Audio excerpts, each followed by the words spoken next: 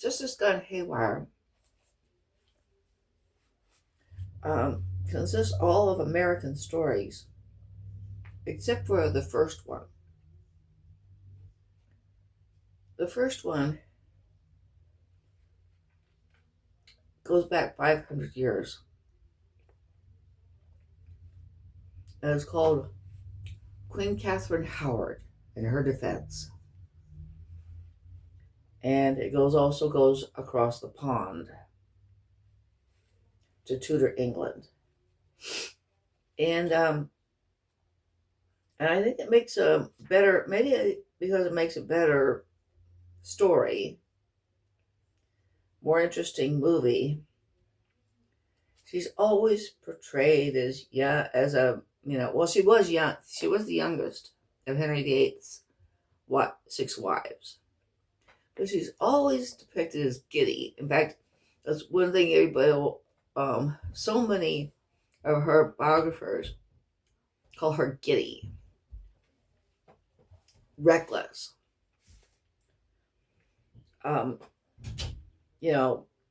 She was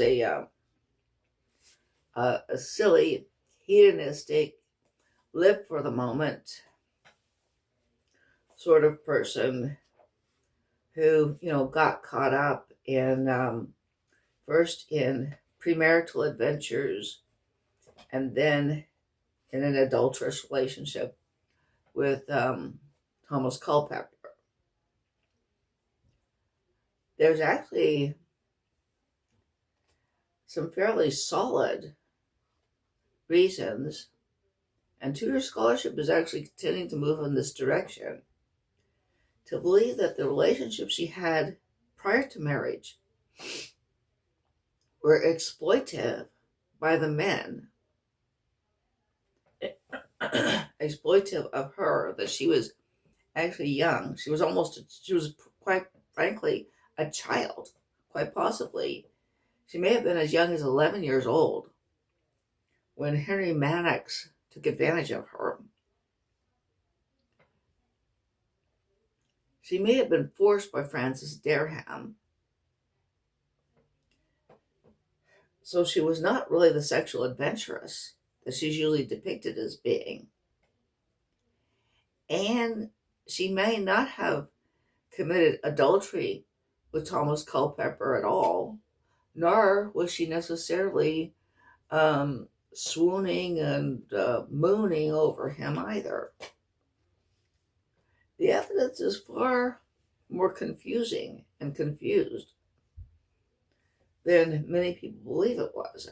And I can't go into it all in this video, but I go into it in far more detail in chapter 1 of Justice Gone Haywire, when I discuss why it is that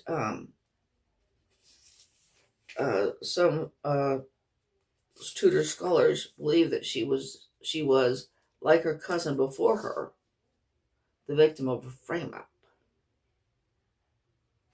Okay, now I had to go into the reasons why there would be a frame-up, and that the reasons were that there was basically, I put in a subheading or a segment, a new church in the battle for its soul. There was a tug of war. Is the new church that Henry VIII, founded, is it going to go in the direction of Protestantizing, of becoming more like Martin Luther, or is it going to basically be the Roman Catholic Church, except headed by the English king? Now, so that there was an intense tug of war. Okay. One thing I can say right now is that I have a segment called A Caring Queen. And in that segment, I do put down a case that Katherine Howard was not just someone who danced and flirted and giggled. She was, in fact, a queen who took her queenly duties quite seriously. Okay, and who was generous and kind to many people. And that there was more than one person who had good reason to be grateful to Henry's fifth queen for taking her queenly duties seriously. Okay. And, okay, for example, okay, I will give one example. In February 1541, Katherine intervened in the case of Sir Edmund Knivet, who was in